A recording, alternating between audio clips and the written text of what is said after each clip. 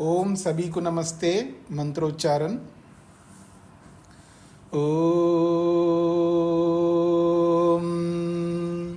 सहनाववतु सहनौ भुनक्तु सह वीर्यं करवावहै तेजस्विनावधीतमस्तु मा विद्विषावहै। ओम शांति शांति शांति। सांख्य दर्शन की कक्षा संख्या 89 है। 5वें अध्याय के एक महत्वपूर्ण विषय को लेकर के चर्चा चल रही है। वेद नित्य है या अनित्य है? तो आइए 45वें सूत्र से 51 सूत्र तक जो व्याख्या की गई है उसी की दूसरे ढंग से व्याख्या प्रारंभ की है। तो पिछले 45वें सूत्र में यानी 288 पृष्ठ संख्या में जो 45वां सूत्र है वो सिद्धांती की तरफ से प्रस्तुत किया गया है। 45 से लेकर के 51 सूत्र तक सभी सिद्धांती के मान करके प्रस्तुत किया है। अब वापस 292 पृष्ठ संख्या 292 पृष्ठ संख्या में जो 45वां सूत्र प्रारंभ हुआ है ये प्रश्नकर्ता की ओर से, पूर्व पक्षी की ओर से, और 46वां सूत्र जो है वो सिद्धांती की ओर से, समाधाता की ओर से प्रस्तुत किया जा रहा है। फिर देखिएगा पृष्ठ संख्या 292 में ननु कथम उच्यते वैदिक शब्दानाम अर्थे स्वाभाविकी शक्ति। ननु प्रश्न के लिए आता है। ननु हमारा ये प्रश्न है कि वैदिक शब्दानाम अर्थे स्वाभाविकी कथम उच्यते। ये जो वैदिक शब्द है और उन वैदिक शब्दों का जो अर्थ है वो स्वाभाविकी अर्थात स्वाभाविक है, नित्य है, ऐसा कथम उच्यते कैसे आप कह सकते? यावता जबकि न नित्यत्वम वेदानम, वेद तो नित्य नहीं है। क्यों? कार्यत्व श्रुते, क्योंकि वेद कार्य के रूप में उत्पन्न होते हैं ऐसा श्रुति के द्वारा कहा गया होने से। जब श्रुति वेदों को अनित्य मान रही है तो जब वेद अनित्य है तो उस वेद के द्वारा जिन शब्दों का अर्थ लिया जाता है वो भी अनित्य होना चाहिए। आपने शब्द और अर्थ का संबंध तो नित्य माना है लेकिन वेदों को अनित्य माना है, ये कैसे हो सकता है? यदि वेद अनित्य है तो उसके शब्द भी, उनके अर्थ भी अनित्य होने चाहिए। यह प्रश्नकर्ता का प्रश्न है। हाँ जी, ये बात स्पष्ट हो गई जी सबको? समाधत्ते, अब इसका समाधान किया जा रहा है। न पौरुषेयत्वम तत्कर्तुः पुरुषस्य अभावात्। ये जो सूत्र है ये समाधान की ओर से है। ये कहता है सूत्र तत्कर्तु पुरुषस्य अभावात् पौरुषेयत्वम न। वेदानां कार्यत्वम उच्यते। वेदों को कार्य के रूप में जो बोला जा रहा है पुनः कार्यत्वम आश्रित्य ही तेषाम अनित्यत्वम साध्यते। यहां समझने वाली बात है। वो कहते हैं वेदानाम कार्यत्वम उच्यते, वेदों को कार्य के रूप में कहा जाता है। जब वेदों को कार्य के रूप में कहा जाता है पुनः फिर कार्यत्वम आश्रित्य, कार्य को आश्रय बना करके तेषाम अनित्यम साध्यते, फिर उनकी अनित्यता को सिद्ध कर रहे हैं। यदि आप में से जिन्होंने न्याय पढ़ा हो तो उनको ये बात बहुत सरलता से समझ में आ जाएगा। ये कह रहे हैं वेद कार्य हैं, ये प्रतिज्ञा की है। वेद कार्य है, वेद उत्पन्न होते हैं, ये प्रतिज्ञा है। तो प्रतिज्ञा है, तो फिर उनके कार्यत्व को आश्रय करके फिर उनका अनित्यत्व सिद्ध कर रहे हैं। जब वेद को कार्य बनाया है तो उस कार्य को आश्रय बना करके फिर उनको अनित्य बता रहे हो।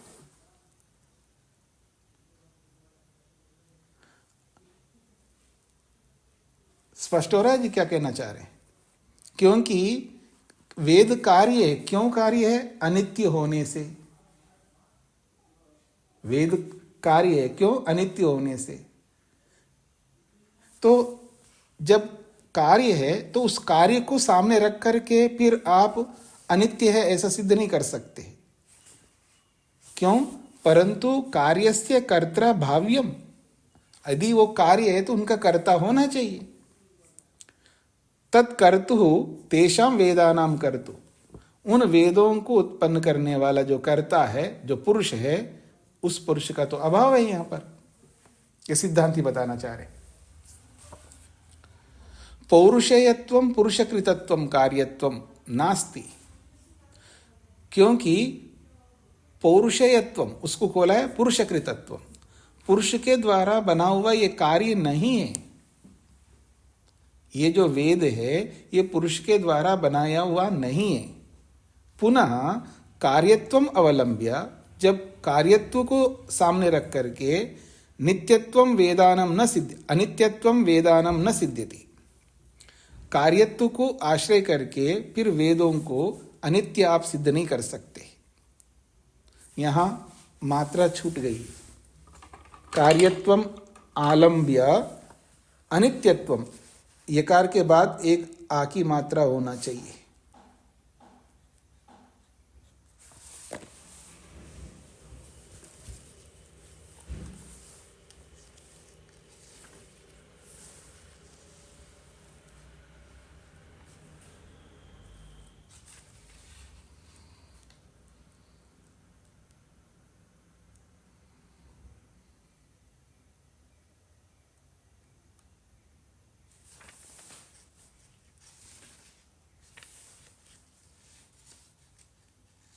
ठीक है, आ की मात्रा होनी चाहिए।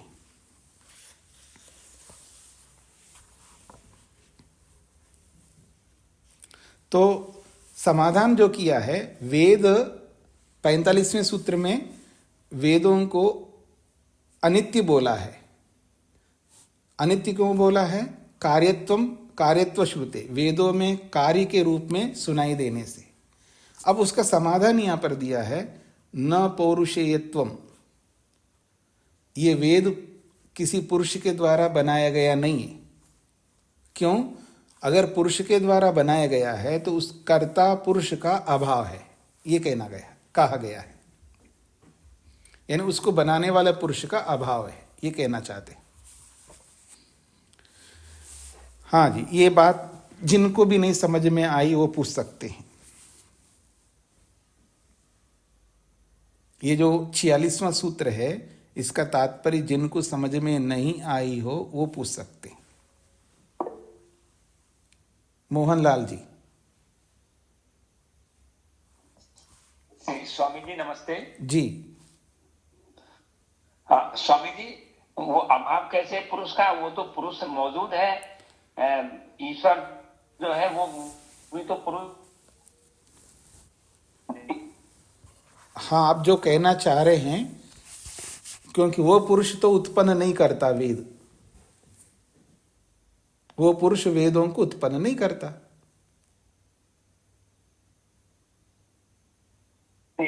यानी ईश्वर उत्पन्न नहीं करता? नहीं करता।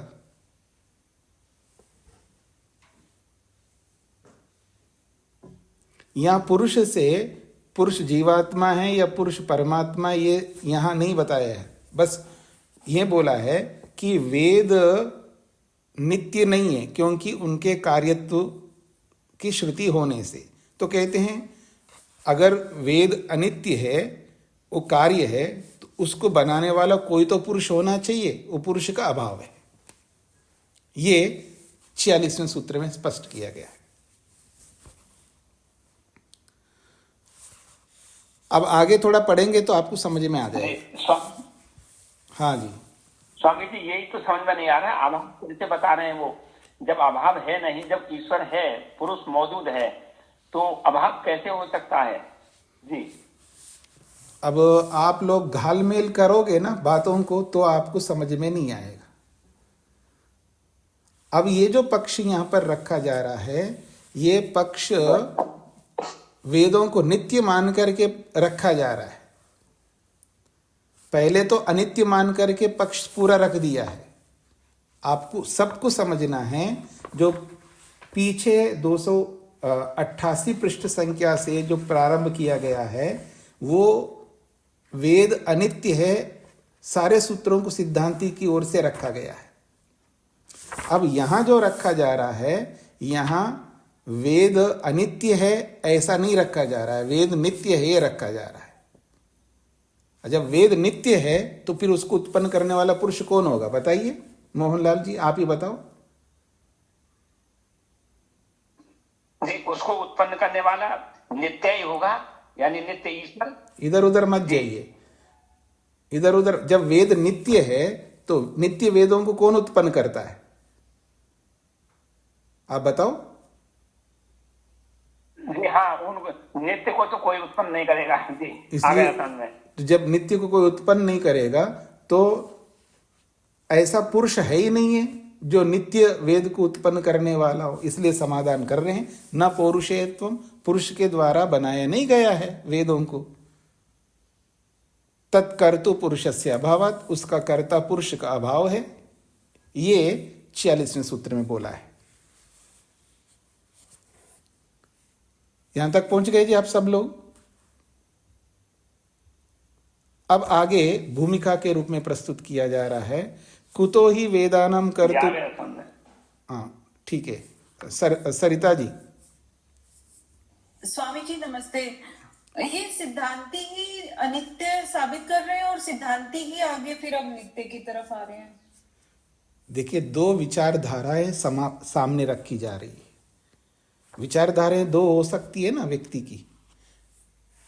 पहले जो 6 सूत्रों की व्याख्या की है, वेदों को अनित्य मान करके व्याख्या की है, वो एक विचारधारा है। वो गलत है सही हो बाद में सोचेंगे। अब दूसरी विचारधारा रखी जा रही है कि प्रश्नकर्ता कहता है वेद तो अनित्य है, तो अनित्य है तो उसको उत्पन्न करने वाला कोई पुरुष है ही नहीं है, तो वो अनित्य कैसे हो सकते हैं? इसका मतलब ये उनको नित्य मान करके उत्तर दिया जा रहा है। अब स्पष्ट हो गया जी सभी को? आगे बढ़ूं मैं।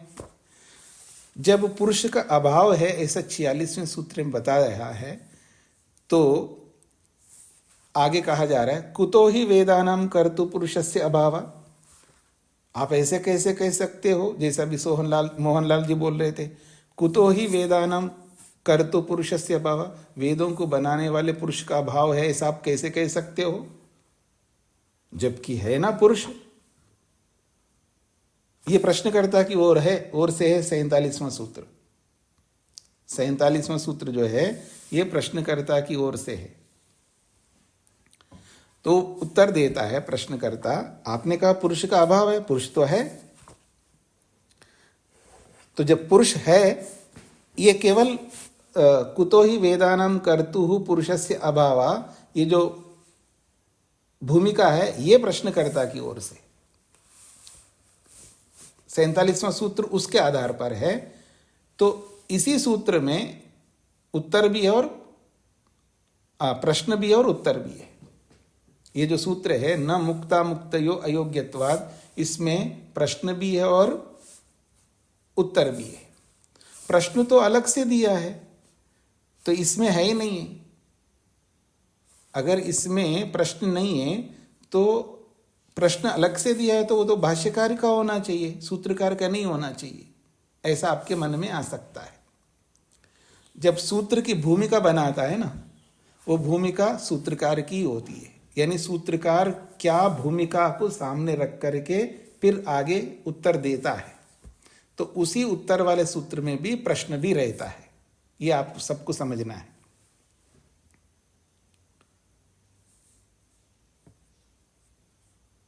हाँ जी, ये स्पष्ट हो रही है आप सबको? किसी सूत्र की भूमिका बना रहा है व्यक्ति, भाष्यकार, वो भाष्यकार अपनी ओर से भूमिका नहीं बना रहा है, उस सूत्र के अंतर्गत वो बात होती है जो हमें नहीं दिखती है सूत्र में, उसी को वो भूमिका के रूप में प्रस्तुत करता है। केवल इन्होंने ही प्रस्तुत किया ऐसा नहीं है। आप वेद व्यास को देखिएगा, वेद व्यास भी भूमिका बनाते हैं पतंजलि के सूत्रों के ऊपर। और आप वात्सायन जी को देख लीजिएगा, महर्षि वात्सायन को, न्याय दर्शन के सूत्रों के ऊपर भूमिका बहुत लंबी चौड़ी बनाते हो। वो अपनी ओर से नहीं बनाते, वो उन सूत्रों में वो होती है वो बात, वो हमको नहीं दिखती है, वो छुपी हुई होती है वो बात वहां पर। जैसे हम लोक में भी कोई बात करते हैं, उस बात से दूसरी बात निकल के आती है, वो उसी में छुपी रहती है, लेकिन वो बोलता नहीं है वो कहने वाला। तो ऐसे यहाँ पर समझ लीजिएगा।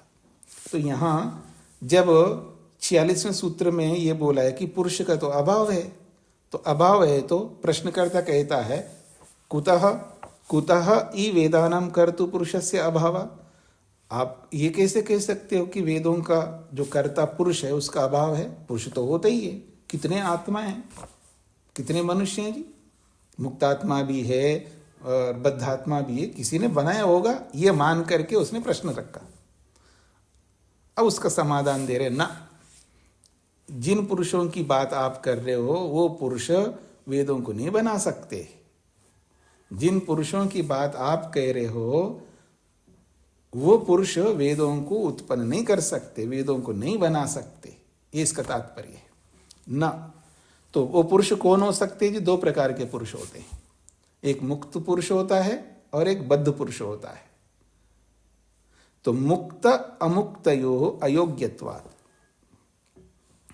जिन पुरुषों की बात आप कर रहे हो वो पुरुष दो प्रकार के हैं, एक मुक्त और अमुक्त, और उन दोनों प्रकार के लोगों में योग्यता का ना होने से, क्योंकि उनमें ऐसी योग्यता नहीं कि वो वेदों को उत्पन्न कर सके या वेदों को बना सके।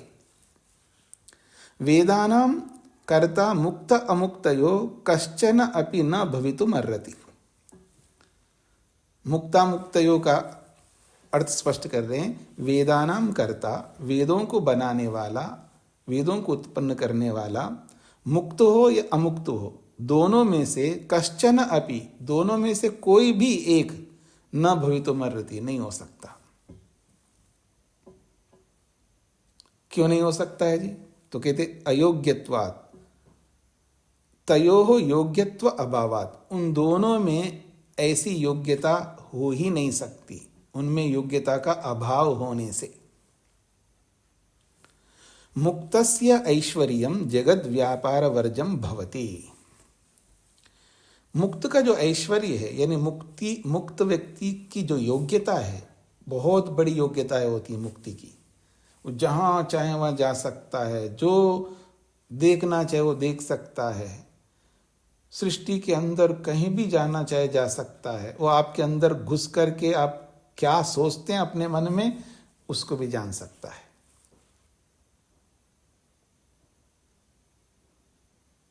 आप छुपाते हो ना मेरे से, मतलब पत्नी से, पति से, अपने लोगों से आप छुपाते होंगे ना, छुपाते रहे ना।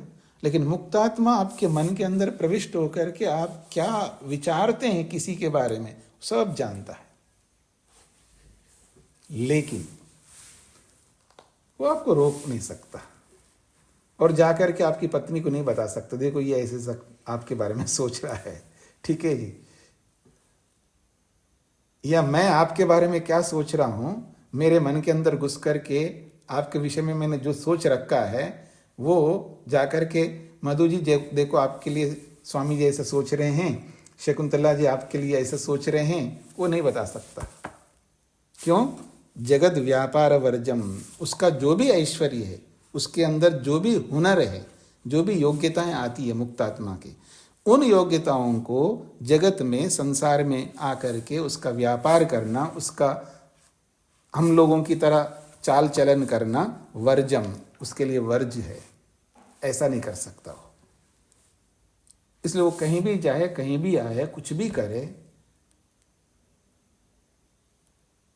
उसके कारण से हमारे जीवन में, हमारी दुनिया में कोई भी व्यवधान नहीं हो सकता। हमको पता नहीं भूकंप आने वाला है। हाँ, दिल्ली में बैठे लोगों, आपको आए दिन कभी ना कभी भूकंप आते रहते हैं, आपको नहीं पता है, लेकिन मुक्तात्मा को पता है कि यहाँ भूकंप आएगा। तो आपको आगाह नहीं करेगा कि जी भूकंप आने वाला, कुछ आप संभल जाओ, आंधी आने वाली संभल जाओ। नहीं, जगत में, संसार में कोई भी क्रिया नहीं कर सकता, कोई भी व्यापार नहीं कर सकता। आपके मन में आ सकता है, किसी के मन में, कि फिर तो क्या मुक्तात्मा है जी, उसको तो परोपकार करना चाहिए ना। अच्छा, उसको परोपकार करना चाहिए तो भगवान नहीं करना चाहिए? भगवान को तो भगवान है, उसको नहीं बताना चाहिए हमको? मुक्तात्मा से ज्यादा जानता है ना भगवान, सब जगह विराजमान है। परमात्मा सभी जगह विराजमान है, कण कण में विराजमान है, पत्नी के मन के अंदर विराजमान है, पति के मन के अंदर विराजमान है। थोड़ा सा उपकार करना चाहिए ना भगवान को। हाँ जी, मेरी पत्नी मेरे बारे में क्या सोच रही है, बता सकता है ना परमात्मा, क्यों नहीं बताता? उसको नहीं आना चाहिए परोपकार?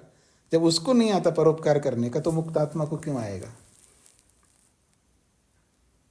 वो तो परमात्मा के अनुशासन के अनुसार चलता है ना मुक्तात्मा। इसलिए उल्टी बातें सोचना नहीं मन में। क्यों? क्योंकि वो जगत में, संसार में कोई भी क्रिया नहीं कर सकता। क्यों नहीं कर सकता? फिर भी कुछ तो करना चाहिए। क्यों करेगा जी? मुक्ति में तो भोगना है उसको। मुक्ति तो मात्र भोग है, वहां जाकर के भी कर्म कैसे करेगा वो? और कर्म करे किसके लिए? कर्म मुक्ति के लिए होते हैं। जब कर्म मुक्ति के लिए होते, वो मुक्ति मिल चुकी है, फिर क्यों करेगा वो कर्म? फिर क्यों करेगा वो कर्म? नहीं कर सकता। इसलिए कहा जगत व्यापार वर्जम। जगत में कोई, व्यापार का मतलब है कोई कर्म नहीं कर सकता। मुक्तात्मा संसार में आकर के कोई कर्म नहीं कर सकता। अब यहाँ ये भी समझ लेना कि हमारे लिए मुक्तात्माएं उतर के आती हैं और मुक्तात्मा आकर के हमारा सबका कल्याण करती है। मुक्तात्मा, ये योगीराज श्री कृष्ण जो है ना, बार बार उतरता है मुक्ति से और हमारे लिए कल्याण करता है। कुछ भी आप सोच सकते हैं, पर ऐसा कोई नहीं कर सकता। किसी को फिर भी लगता हो तो पूछ सकते हैं आप। तो कह रहे हैं, उसके लिए सूत्र भी बता रहे हैं। उसके लिए सूत्र बता रहे हैं, जगत व्यापार वर्जम प्रकरणात् असन्निहितत्वाच्च। ये वेदांत दर्शन का सूत्र है और इस सूत्र को महर्षि वेद व्यास ने बनाया। वो कहते हैं जगत व्यापार वर्जम, जगत में किसी प्रकार का कर्म मुक्तात्मा नहीं कर सकता। क्यों नहीं कर सकता? प्रकरणात् असन्निहितत्वात्, उसका प्रकरण ही नहीं है, उसके प्रकरण ही नहीं है। उस प्रकरण में सृष्टि को उत्पन्न करना हो या कोई बड़े बड़े काम करना हो या किसी को हेल्प करना हो, सहयोग करना, कुछ भी नहीं कर सकता उसके प्रकरण में, अर्थात मुक्तात्मा के कार्यों में नहीं आता। यूं समझ लीजिए, मुक्तात्मा के विषय में नहीं आता, उसके विषय ही नहीं। और जिसका विषय नहीं होता वो कैसे करेगा?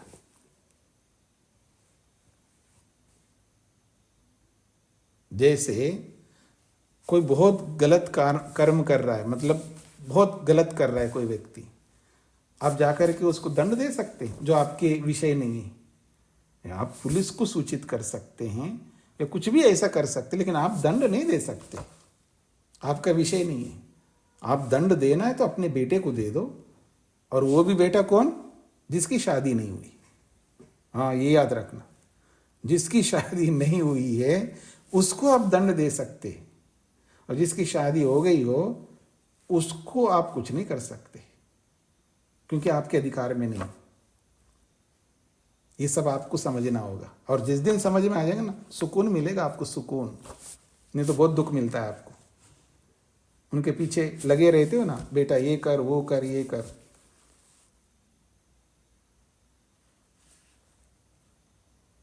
जो स्वतंत्र हो जाता है ना, उसको आप करवा नहीं सकते। जब तक वो परतंत्र है तब तक आप उसको दंड दे सकते हैं, जब स्वतंत्र हो गया फिर आप उसको दंड नहीं दे सकते।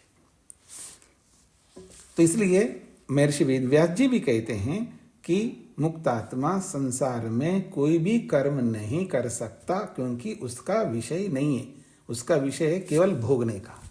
उसके प्रकरण में, उसके विषय में कर्म करने का कोई भी नियम नहीं है, बस उसको केवल भोगना है।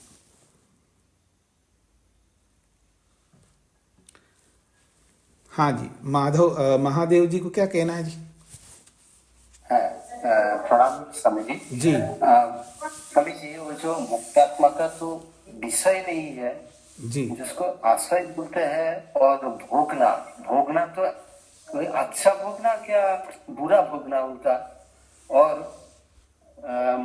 जैसे कोई महात्मा पुरुष जो देहधारी है, उसको अंदर में कोई जैसा इंट्यूशन है जो हर लोग को नहीं आते हैं, वो एक्स्ट्रा कोई पावर वाला इंट्यूशन, वहां पे कोई मुक्तात्मा का मुझे लगा है प्रभाव नहीं है। कोई कुछ भी इंटरेक्शन नहीं होता है, मुझे ऐसा ही कुछ डाउट होता है। देखिए, इंटरेक्शन तो मनुष्यों में होता है, मुक्त आत्माओं में नहीं होता है, क्योंकि मनुष्यों का कर्तव्य है दूसरों को हेल्प करना है।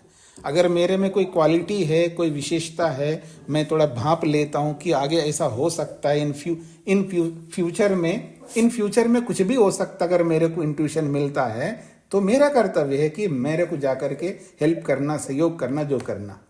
लेकिन मुक्तात्मा का कार्य नहीं हुआ। मुक्तात्मा के अंदर ये विषय आता ही नहीं, उसका विषय नहीं। स्थिति ऐसे बना, परमात्मा ने विषयों को ऐसा प्रस्तुत किया है, मनुष्य को ही परोपकार करना है, मुक्तात्मा को नहीं करना। वो परोपकार करके तो मुक्ति में गए, वहां जाकर के भी फिर कर्म करेगा वो, फिर मुक्ति का क्या अर्थ हो गया? मुक्ति का मतलब है जहां कर्म नहीं करना और सुख मिलना। तो उनका स्वामी जी, उनका व्याप्ति कैसे? व्याप्ति मुक्तात्मा तो जहां भी हो वहां भी मुक्तात्मा होता है, ऐसा ही समझ लेना चाहिए क्या? हाँ, मुक्तात्मा का कोई स्थान विशेष नहीं होता है, वो पूरी सृष्टि में कहीं भी रह सकता है, आपके अंदर रह सकता है। आप जहाँ काम करते होंगे, आपके लेबोरेटरी में जाकर के आपके जो भी इंस्ट्रूमेंट्स हैं उसके अंदर भी रह सकता है, कुछ कहीं भी रह सकता है, उसको कोई आपत्ति नहीं है।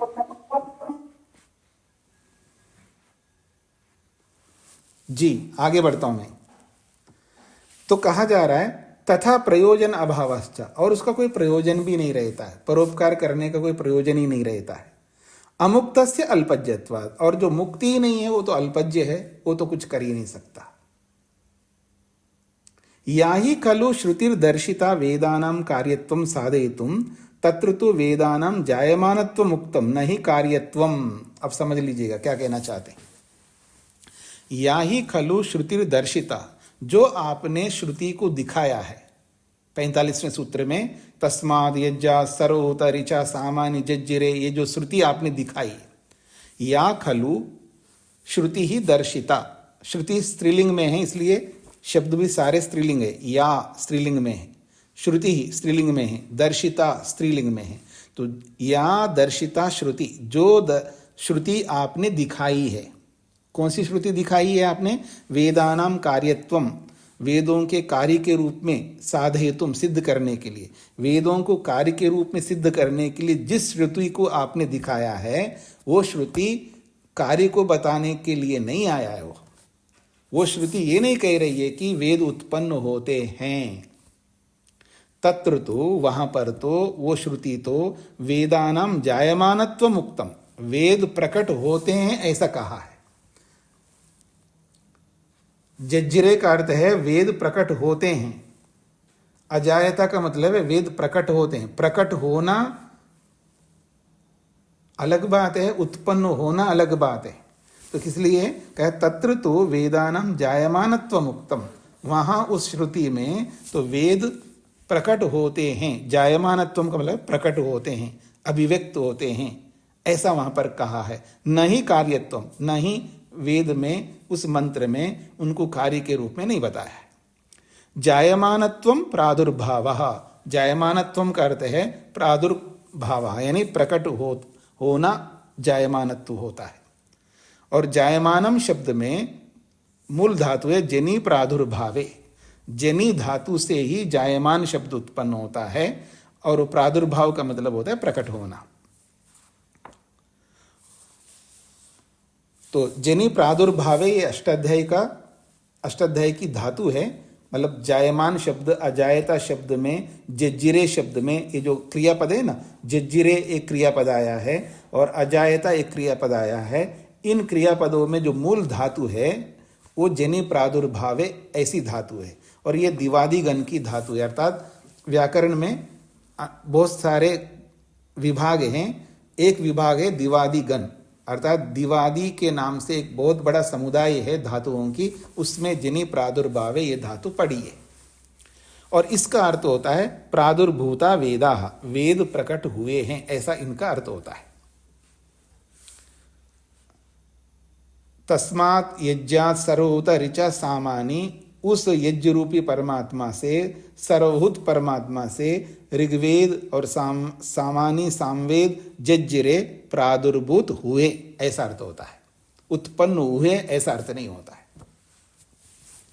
तेना न कार्यत्वम, इसलिए इससे ये पता लगता है न कार्यत्वम, वेद कार्य नहीं है। कार्यत्व अभावात, जब कार्यत्व नहीं है अर्थात उनमें कार्यपन नहीं है तो नित्यत्वम वेदानाम, वेद नित्य है, न अत्र क्षति, वेदों को नित्य मानने में कोई क्षति नहीं है, अर्थात वेद नित्य है। हाँ जी, प्रेम जी को क्या कहना है?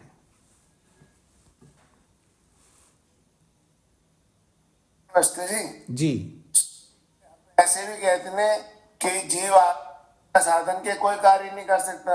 मुक्त अवस्था में तो वैसे उसके पास कोई शरीर नहीं होता, कोई साधन नहीं होता, तो किसी की हेल्प करना चाहे तो भी नहीं कर सकता होगा। आप इन बातों में क्यों पढ़ रहे हो? शरीर होना ना होना अलग बात है। जब बिना शरीर के वो सूर्य की नाभि में जाकर के वहाँ के टेम्परेचर को समझ सकता है, उसको शरीर की क्या आवश्यकता है? थोड़ा सा विस्तार से सोचिए ना आप। छोटा सोच मत रखिएगा, बड़ा सोच रखिएगा। स्वामी जी, वो अपने लिए तो सब कुछ कर लेगा। जैसे अभी भाई साहब कुछ पूछ रहे थे ना कि वहां पर वो कुछ करना चाहे तो कर सकता है, नहीं कर सकता, दूसरे के साथ इंटरेक्शन कर सकता है, नहीं कर सकता, वो तो बिना साधन के तो वैसे भी कोई कार्य नहीं कर सकता। फिर वही बात है, आप समझ नहीं रहे। अपने लिए तो कर सकता है, तो अपने लिए जब इतना बड़ा काम कर सकता है तो दूसरे के लिए छोटा काम क्यों नहीं कर सकते? आप ऐसा क्यों नहीं सोच रहे? एक ही तरफा क्यों सोच रहे हो? मतलब इतना बड़ा काम कर सकता हो कोई व्यक्ति तो छोटा काम नहीं कर सकते, तो बहुत छोटी सी बात है। आपको हेल्प करना, बहुत आपको परेशानी हो रही है, आपको पता नहीं है, जिस बस में बैठ करके आप जा रहे हो आगे जाकर के एक्सीडेंट होने वाला, सब मरेंगे, उसमें भी आप बैठे हो, तो मुक्तात्मा को होना चाहिए छोटा सा काम है, आपके कान में थोड़ा सा फुसफुस कर दे कि आप उतर जाओ और आप, हाँ एक्सीडेंट होने वाला, आपको क्या सभी को उतरवाते, पर ऐसा इन छोटे काम हो बड़े काम हो कुछ नहीं कर सकता। ठीक है जी। सतीश जी। नमस्ते स्वामी जी। हाँ जी। स्वामी जी, मुक्त आत्माएं परस्पर व्यवहार रखती हैं क्या, ये जानना था। हाँ बिल्कुल रखती हैं, बातचीत करती हैं, आत्माएं एक दूसरे को जानती है, सब कुछ करती है। और उनको ये भी पता, अच्छा महादेव जी आपको तो मुक्ति में आकर के तो 50 लाख साल हो गए, मैं तो आज ही आया हूँ, आपके पास तो बहुत ज्ञान है। फिर वहाँ हीन भावना नहीं होती है, वहाँ कोई राग द्वेष नहीं होता है, कुछ नहीं होता है वहाँ पर। आप चाहे 50 लाख साल से बैठे हो या 50 करोड़ साल से बैठे हो, या आपने कितना ही जाना हो, इतने सालों से 50 करोड़ साल तक कितना ज्ञान प्राप्त किया होगा मुक्ति में महादेव जी, और मैं तो आज ही मुक्ति में गया हूँ, मेरे को तो इतनी जानकारी नहीं है, तो मैं ना तो दुखी हो जाऊंगा, ना मेरे को हीन भावना आएगी, क्योंकि दुखी होना हीन भावना तो अविद्या वाले करते हैं, तो वहाँ कोई फर्क नहीं पड़ता है। आपस में बहुत चर्चाएं करते हैं, बैठ करके आपने क्या देखा है जी अब तक, ये भी पूछ सकते हैं, कुछ भी कर सकते हैं, उनको कोई समस्या नहीं है। अब इधर उधर के प्रश्न मत करिएगा। सोमनाथ जी को क्या पूछना है? नमस्ते। हाँ जी। प्रकट होना और उत्पन्न होना जी, उसमें अंतर क्या है ये पूछना चाहते हैं। अंतर क्या है? अंतर ये है कि ये जो सृष्टि है ना, ये प्रकट नहीं हुई, ये उत्पन्न हुई, इनको बनाया है। ठीक है ना? जब प्रलय होता है तो ये सब बिगड़ते हैं, अपने दूसरे फॉर्म में चले जाते हैं, ये कणों के रूप में, पार्ट्स के रूप में खंडित होकर के अलग अलग होते हैं प्रलय में, और जब अलग अलग होते हैं तो फिर उनको मिला करके एक विशेष संरचना करनी होती परमात्मा को। इसको कहते उत्पन्न होना। और प्रकट होने का अर्थ होता है जैसा है वेद वैसा ही ईश्वर में रहता है। फिर जब आप सृष्टि बन करके आते फिर वैसा का वैसा आपको दे देता है, उनको कोई बनाता नहीं है। तो प्रकट होने का मतलब ये है, जैसे एक बंद कमरे में अंधेरा है, बहुत अंधेरा है, और आपको कोई वस्तु दिखाई नहीं दे रही है, जैसे आपने लाइट जलाई है और सारी वस्तुएं प्रकट हो जाती हैं, दिखाई देने लगती हैं। पहले से रखी है इसलिए दिखाई देती है। अगर उस कमरे में पहले से नहीं हो तो आपको उत्पन्न करना पड़ेगा। आपको कारपेंटर को ऑर्डर देना होगा, जी मेरे लिए कुर्सी बना दो, ऐसा बना दो, वैसा बना दो, वो सब उत्पन्न होकर के फिर आएंगे। ऐसा जी। आगे बढ़ो जी। नरेंद्र जी को क्या पूछना है? स्वामी जी ओम जी।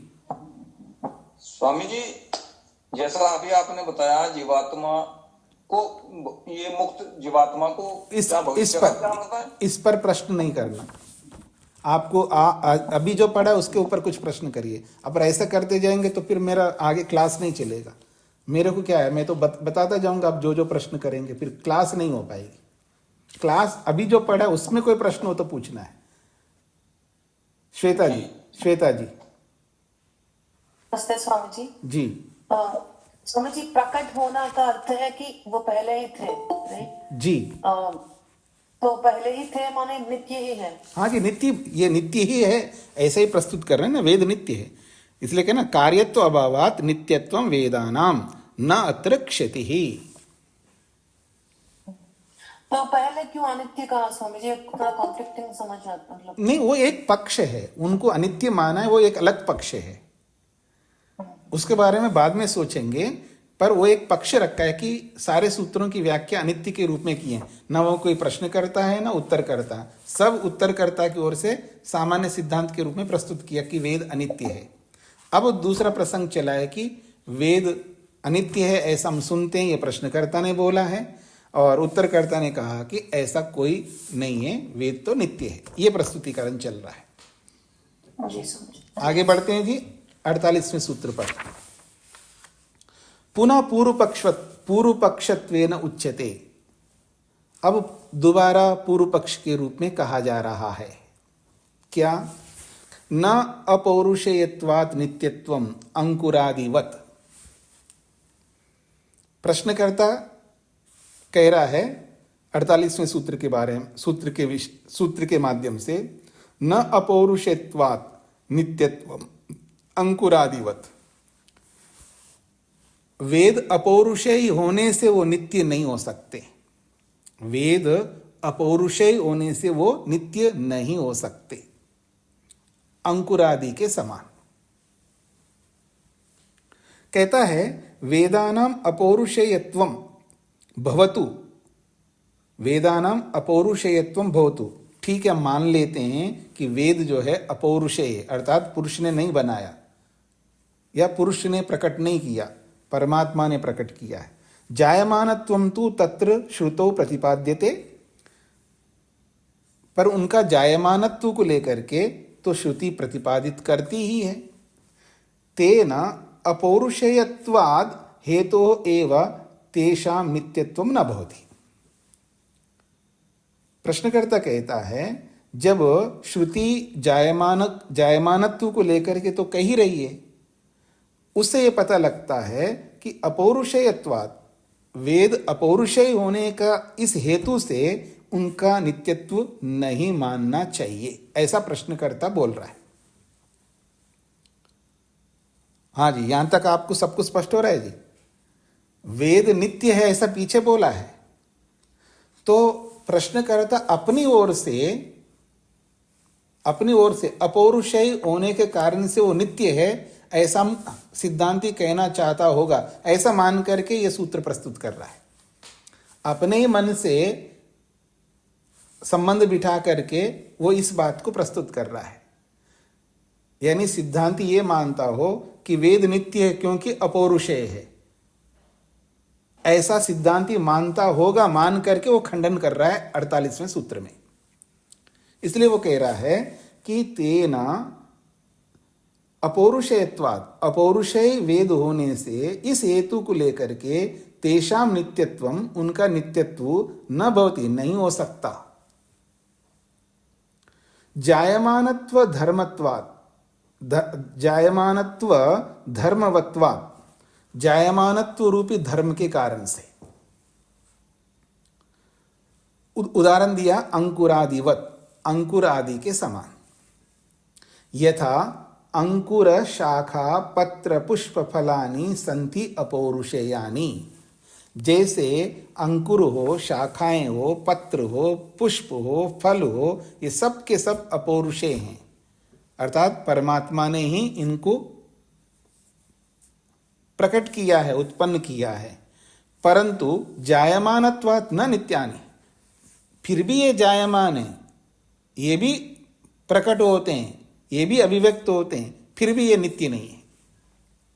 तथैव वेदा अपि जायमानत्वाद् अनित्या, जैसे पुष्प पत्र आदि ये सब जायमान हैं तो नित्य नहीं है, ऐसे ही वेद भी जायमान होने से ये भी नित्य नहीं होना चाहिए। यदि इनको आप नित्य मानोगे, अन्यथा, अन्यथा का मतलब यदि आप इनको नित्य मानोगे तो तानी अपि नित्यानि स्यु, फिर वो पुष्प पत्र फल आदि उनको भी नित्य मानना होगा आपको। ऐसा प्रश्नकर्ता ने प्रस्तुत किया है। हाँ जी, 48वां सूत्र स्पष्ट हो रहा है जी आप सबको। अब यहां ये कहना चाहता है, ये जो जायमान शब्द है ना, जज्जिरे, जायमान, जज्जिरे, ये सब शब्द जो है इनका अर्थ प्रकट होना भी कह सकते हैं, उत्पन्न होना भी कह सकते हैं, क्योंकि एक ही शब्द के अनेक अर्थ होते हैं। तो जज्जिरे मतलब जैसे पर वेद कहता है वहाँ यजुर्वेद में, उसी पुरुष रूपी यज्ञ से जो है पशु उत्पन्न हुए, और उत्पन्न हुए का अर्थ वहाँ मतलब हिंदी में बोला में उसी परमात्मा रूपी यज्ञ से ये पशु जो है अजायंता, वहाँ पर भी अजायंता बोला है और वहाँ पर भी जज्जिरे बोला है। पशुओं को भी जज्जिरे बोला है और वेदों को भी जज्जिरे बोला है। दोनों के लिए यही शब्द आ रहा है जायमान। तो जब एक जगह जायमान से तो आप उत्पत्ति ले रहे हो और एक जगह जायमान शब्द से प्रकट होना वो ले रहे हो, ये दोहरा व्यवहार नहीं चल सकता।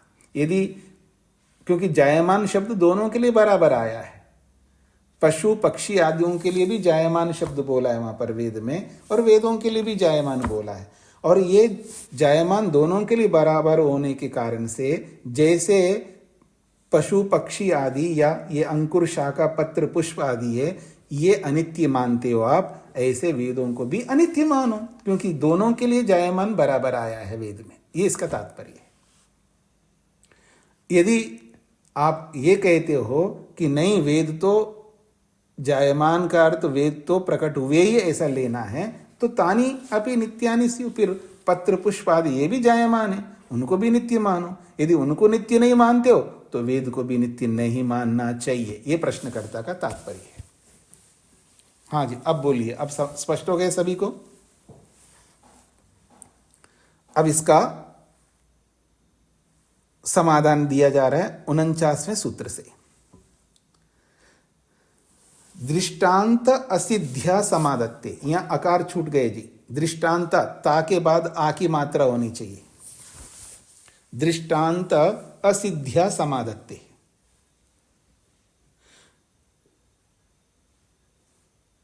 तो जो दृष्टांत दिया है 48वें सूत्र में, वो दृष्टांत यहां फिट नहीं बैठता।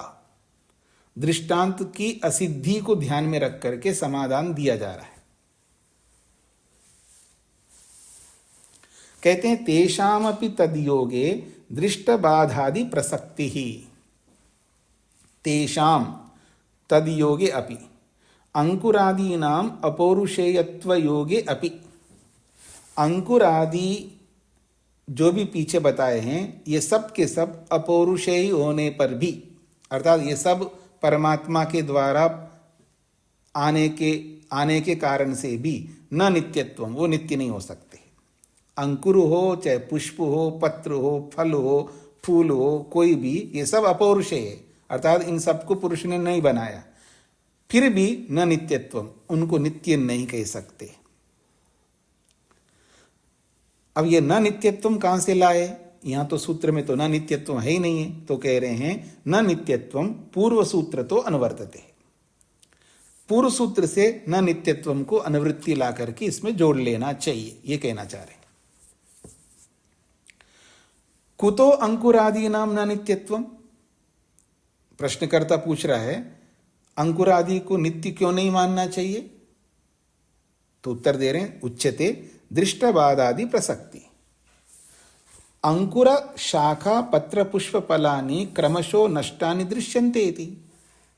चाहे वो अंकुर हो, शाखाएं हो, पत्र हो, पुष्प हो, फल हो, ये क्रम से, मतलब जिस वस्तु की जितनी आयु है उस आयु के हिसाब से, क्रम से का मतलब है जिस वस्तु की जितनी आयु है, पत्रों की आयु अलग है, पुष्पों की आयु अलग है, फलों की आयु अलग है, तो क्रम से इन सब का नष्ट होना दृश्यन्ते, देखा जाता है, सब लोग देखते हैं नष्ट होते हुए।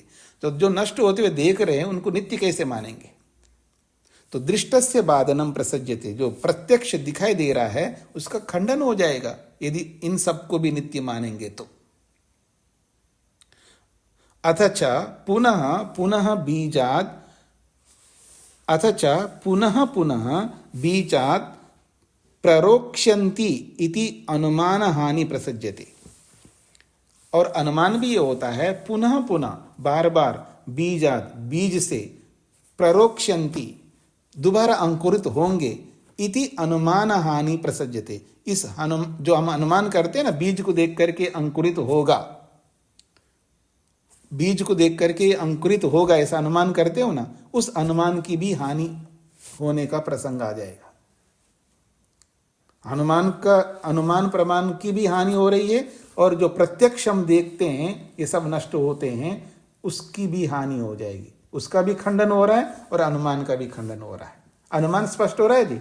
बीज को देख करके अंकुरित का अनुमान करते हैं। अगर बीज है, बीज सटीक है, बीज उचित बीज है, हर एंगल से बीज वास्तव में सटीक है, तो उससे अंकुर उत्पन्न होता है, ऐसा हम अनुमान करते हैं ना, ये अनुमान का भी खंडन हो जाएगा यदि इन अंकुरों को, शाखाओं को, पत्रों को, पुष्पों को, फलों को हम नित्य मानेंगे। तो पुष्प को देख करके हमें अनुमान होता है कि ये नष्ट होगा। ये जो पुष्प देखते हो उसको देख करके आप अनुमान करते नहीं करते कि ये कुछ दिनों के बाद नष्ट हो जाएगा। ये पत्तों को देख करके आपको अनुमान होता नहीं होता ये नष्ट हो जाएगा। शाखाओं को देख करके अनुमान नहीं करते आप ये नष्ट होगा।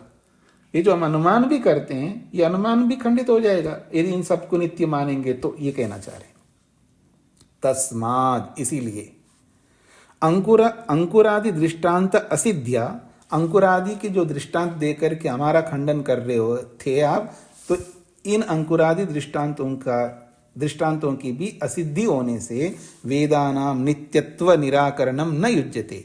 वेदों के नित्यत्व का आप जो खंडन कर रहे हो प्रश्नकर्ता, वो आपकी बात न युज्यते, ये उचित नहीं है, आप खंडन नहीं कर सकते। तेषाम तो नित्यत्वमेव, उनका तो नित्यत्व ही है, और अपौरुषेयत्वात्, अपौरुषेय होने से। ये सिद्धांति ने उत्तर दिया है। स्पष्ट हो गया जी सभी को? आगे बढ़ूं। भूमिका। वेदानां कुतो न पौरुषेयत्वं कुतः तत्कर्तु पुरुषस्य अभाव। प्रश्नकर्ता प्रश्न कर रहा है वेदानां कुतो न पौरुषेयत्वं, वेदों को पुरुष के द्वारा बनाया गया क्यों नहीं मान सकते। कुतः तत्कर्तु पुरुषस्य अभाव, उन वेदों को बनाने वाले पुरुष का अभाव क्यों है, आप क्यों ऐसा कहना चाहते हैं। किम अदृष्टत्वात् यत्तेषां कर्ता केनापि न दृष्टा इति मत्वा। आप पुरुष का अभाव बता रहे हो, क्या इसलिए अभाव बता रहे हो कि किम अदृष्टत्वात्, उनको बनाने वाले को हमने नहीं देखा इसलिए उनको आप नित्य कहना चाहते हो। उसी को खोला है, ये तेषां कर्ता केनापि न दृष्टा इति मत्वा, उन वेदों को बनाने वाले कर्ता को किसी ने भी नहीं देखा, इसलिए उनको नित्य है, ऐसा आप कहना चाह रहे हो? यह प्रश्नकर्ता का प्रश्न है। अत्र उच्यते, इसका समाधान दिया जा रहा है। बहुत बढ़िया समाधान दिया जा रहा है, देखिएगा। वो कहते हैं, हाँ, कुसुम जी को क्या कहना है?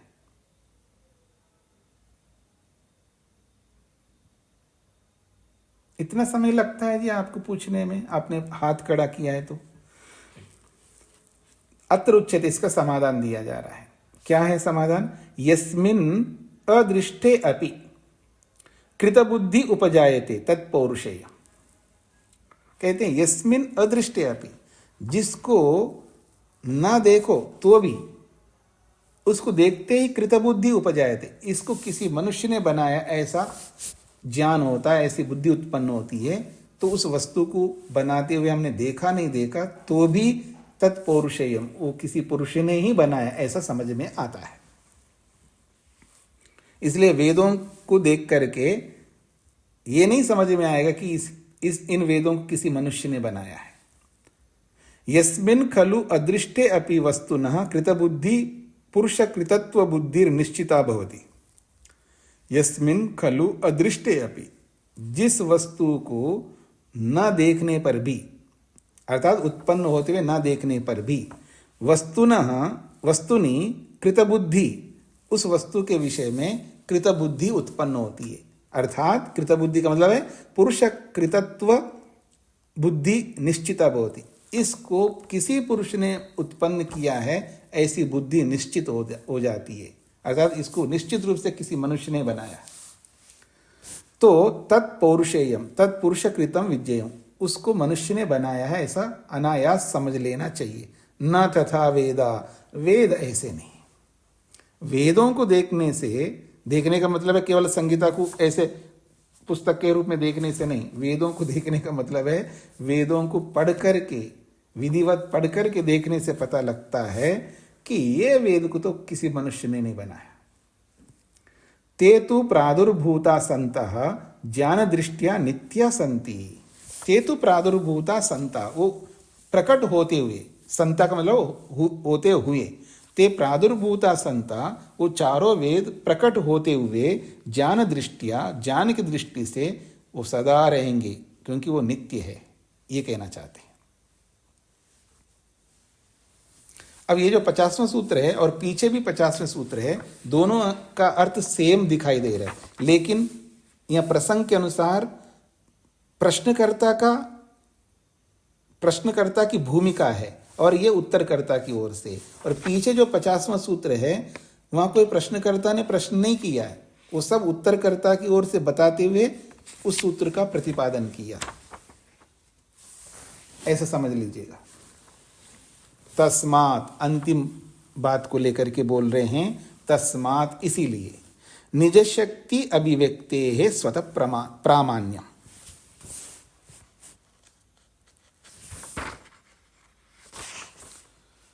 निज शक्ति अभिव्यक्ते, वेदानां पुरुष कृतत्व अभावे मनुष्य कृतत्व अभावे। जब ये स्पष्ट हो गया है कि वेदों को पुरुष के द्वारा न बनाया गया होने के कारण निज शक्तियां, किसी की निज शक्ति से, अर्थात शाश्वतया स्वभाव शक्तियां, शाश्वत यानी सदा रहने वाली स्वाभाविक शक्ति से, अभिव्यक्तत्वात्, प्रकट होने के कारण से, प्रादुर्भूतत्वात्, अभिव्यक्त को खोला है प्रादुर्भूतत्वात्, प्रादुर्भूत होने से अर्थात प्रकट होने से, अभिव्यक्त होने से पता लगता है वेद नित्य है। उक्तम यथा, जैसे कि शास्त्र कहता है, अस्य महतो भूतस्य निश्वसितम ऋग्वेदो यजुर्वेदः सामवेदो अथर्वांगिरसा। ये शतपथ ब्राह्मण का वचन है, बहुत महत्वपूर्ण वचन है। अस्य महतो भूतस्य, इस महान सत्तात्मक परमात्मा के, निश्वसितम, उस परमात्मा से, निश्वसितम बाहर निकले, जैसे श्वास बाहर निकलता है ना, मानो श्वास की तरह बाहर निकला है। कौन? ऋग्वेद, ऋग्वेद, यजुर्वेद, यजुर्वेद, सामवेद, सामवेद, अथर्वांगिरसा, अथर्व रूपी वेद। तो ये चारों उस महान सत्तात्मक परमात्मा के द्वारा ही प्रकट हुए हैं। उस परमात्मा में ये चारों हैं, वहीं से केवल प्रकट हुए हैं। जैसे हम नाक से श्वास बाहर निकालते हैं ना, उसके समान परमात्मा से ये प्रकट हुए हैं।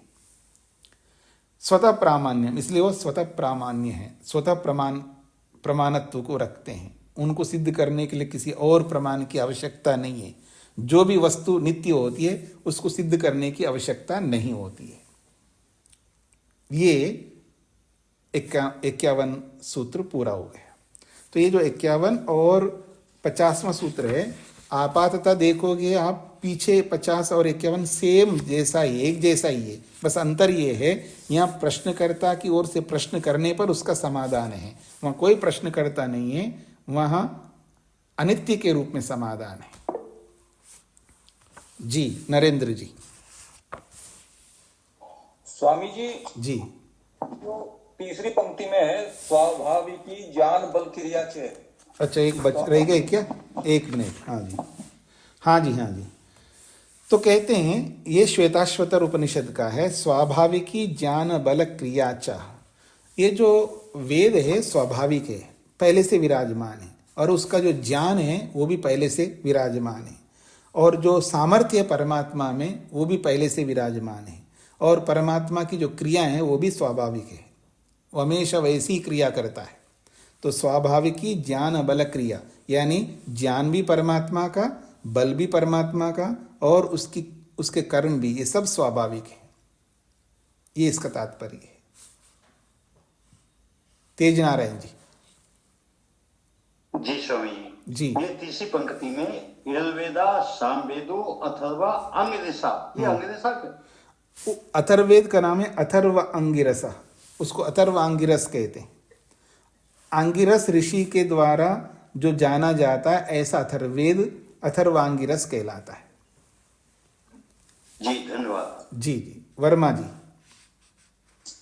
नमस्ते स्वामी जी। जी। निज शक्ति अभिव्यक्ति का जरा जो खुलासा हुआ है, जरा से एक बार फिर से अर्थ बता दीजिए जरा। निज शक्ति, वेदा नाम सुन लीजिएगा। निज शक्ति का मतलब है स्वाभाविक शक्ति, और अभिव्यक्ति का मतलब है प्रकट होता। स्वाभाविक रूप से परमात्मा में है वेद, उसका अर्थ है निज शक्ति, और अभिव्यक्ति का मतलब है जब स्वाभाविक रूप से है वो प्रकट करता है, इसको कहते हैं अभिव्यक्ति। हाँ जी, हो गया? नहीं, ये जो थोड़ी सी लाइन है, पुरस्कृत वा भावे मनुष्यकृत भावे निज शक्तिया शाश्वत्या, इसका जरा अर्थ। हाँ जी, वेदानाम पुरुषकृतत्व अभावे, वेदों का पुरुष के द्वारा बनाया जाता है, इसका अभाव सिद्ध होने पर उसी को खोला है, पुरुषकृत को खोला है मनुष्यकृतत्व अभावे। तो वेदों का मनुष्य के द्वारा बनाया जाता है, ऐसा अभाव उनकी सिद्धि ना होने पर क्या पता लगता है? निज शक्तिया, उस निज शक्तिया को खोला है शाश्वतया स्वाभाविक्या शक्तिया, जो शाश्वत सदा रहने वाली जो स्वाभाविक शक्ति है, उस स्वाभाविक शक्ति से अभिव्यक्तत्वात् प्रकट होने से, उसी को खोला है प्रादुर्भूतत्वात् प्रादुर्भूत होने से। ठीक हो गया? जी स्वामी जी, धन्यवाद। अल्पना जी को क्या कहना था? हाँ जी स्वामी जी, मैंने जो पूछना था वो पूछ लिया, वो जो पंक्ति का अर्थ। जी जी जी जी। ऋचा जी को क्या पूछना था? स्वामी जी नमस्ते। जी स्वामी जी, मैं 2 दिन से देख रही हूँ कि मेरी स्क्रीन में ना आपके चित्र नहीं आ रहा, बंद आ रहा है जी। तो मेरे फोन में गड़बड़ है या स्वामी जी आपकी तरफ से बंद है? ये मेरी तरफ से तो बंद नहीं जी, मेरी तरफ से तो खुला है। क्योंकि औरों की वीडियो तो आ रही है स्वामी जी, आपकी वीडियो नहीं आ रही। ऐसा कई बार होता है, क्योंकि बहुत ज्यादा होता है तो कुछ ही का ही आता है, सबका नहीं आता है। स्वामी जी पूरे टाइम बंद नहीं होता है, वो तो कभी कभी होता है ना, इसमें पूरे घंटे बंद रहा मुझे। कल आपने कहा ना मेरी तरफ देखो, मेरा तब ध्यान गया कि स्वामी जी की वीडियो पूरे घंटे बंद रही, आज भी पूरे घंटे बंद रही। एक काम करिएगा, कक्षा के बाद में इस कक्षा में जो इंजीनियर लोग बैठे हैं उनसे पूछ लीजिएगा, वो कुछ बता सकते हैं। जी बाकी सबकी वीडियो आ रही है स्वामी जी। ठीक है स्वामी जी, कल भी पूछा था मैंने। जी मैं आज भी पूछूंगी कि क्यों नहीं आ रही आपकी वीडियो। वीरेंद्र जी को क्या पूछना है? स्वामी जी प्रणाम। जी। स्वामी जी प्रादुर्भूतत्वात् का शाब्दिक अर्थ क्या है? प्रकट, प्रादुर्भूत का मतलब प्रकट होने से। ये जो अभिव्यक्त कहो, प्रादुर्भूत कहो, प्रकट होना कहो, ये सब एक ही शब्द के अर्थ हैं, मतलब एक ही अर्थ के ये सारे अलग अलग शब्द है, पर्यायवाची शब्द है। मुझे समझ में आ रहा था प्रादुर्भूत मतलब उत्पन्न होना। नहीं, प्रादुर्भूत का अर्थ उत्पन्न नहीं है, प्रकट होना है। समझ में आ गया। ओम शांति शांति शांति।